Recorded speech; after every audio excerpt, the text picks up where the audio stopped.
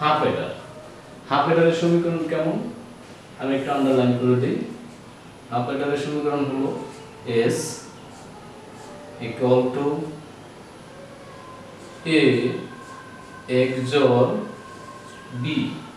Half অ্যাডারের সমীকরণে হলো সাম অর্থাৎ s সমান সমান হলো a XOR b এবং আরেকটা গেট বা একটা ফাংশন রয়েছে সেটা হলো c বা ক্যারি সমান সমান হলো ab। অর্থাৎ হাফ অ্যাডার আমরা পাই হলো দুইটা সমীকরণ, সেটা হলো a XOR b এবং আরেকটি AND গেট সেটা হলো a b।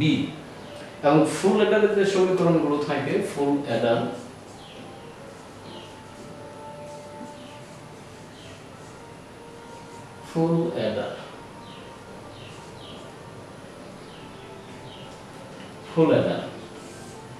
ফুল অ্যাডার কি থাকে আমাদের সাম বা s সমান সমান a XOR b XOR c।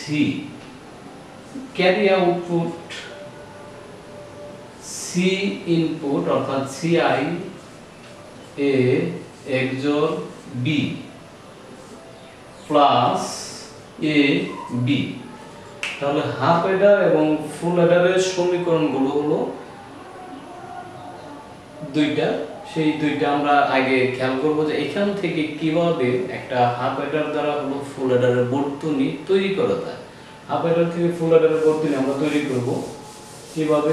সর্বপ্রথম খেয়াল রাখতে হবে সম্মিলিতভাবে এই চারটা সমীকরণ থেকে বা চারটা লজিক ফাংশন থেকে কয়টা ভ্যারিয়েবল বা চলক অথবা কয়টা অক্ষর আমরা ব্যবহার করছি। সর্বমোট অক্ষর ব্যবহার করা হয়েছে বা চলক ব্যবহার করা আছে হলো a b c। এখানে a b আছে, এখানে a b আছে, অর্থাৎ প্রত্যেকটার মধ্যে a b c পর্যন্ত। তাহলে আমাদের খেয়াল রাখতে হবে যেহেতু চলক তিনটা তাহলে তিনটা রেখা টানবো। কি কি? একটা a, একটা b, এরপরে c। এখন আমরা হাফ অ্যাডার দিকে তাকাই একটু। হাফ অ্যাডার দিকে তাকালে কি পাবো আমরা a XOR b এর একটা হলো লজিক ফাংশন। একটু মিস্টেক ছিল এখানে a XOR b। এরপর আসতেছি হলো আমাদের এইখান থেকে আসবো আমরা a XOR b আমাদের রেখা টানা আছে। তাহলে a XOR b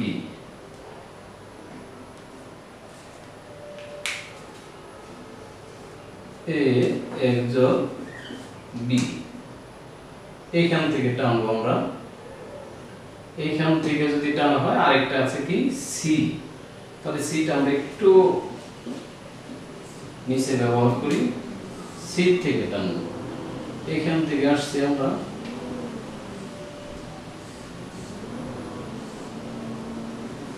দুটার মধ্যে কি gate? XOR gate.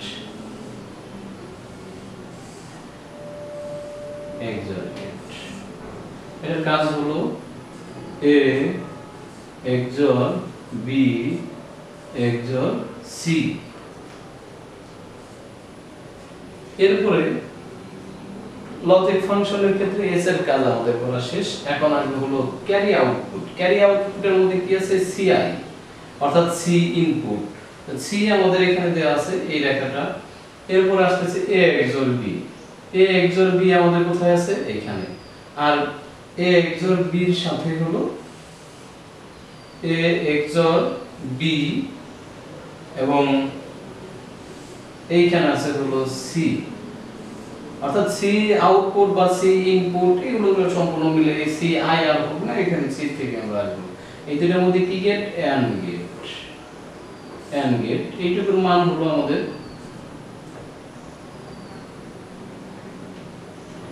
ci a XOR b। ci a XOR b এইটুকুর কাজ। এরপরে সাথে যুক্ত আছে ab এর একটা AND গেট। ab এর AND গেট আমাদের করা আছে।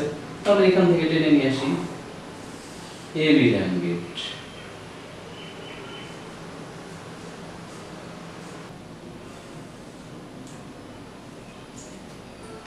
আমাদের কাজ সম্পূর্ণ শেষ। তাহলে আমি আমার একটু এক্সপ্লেইন করা প্রয়োজন, যেটা হলো ক্যারি আউটপুট, ক্যারি ইনপুট। এগুলো আমরা হলো মুখে ব্যবহার করে থাকি, কিন্তু প্রকৃত অর্থে লজিক ফাংশনের মধ্যে সিআই বা সি আউটপুট এগুলো সাধারণত আমরা লিখে থাকি, তারপরে এখানে লিখে দেওয়া আছে যেহেতু আমাদের মানে সমীকরণের মধ্যে দেওয়া আছে।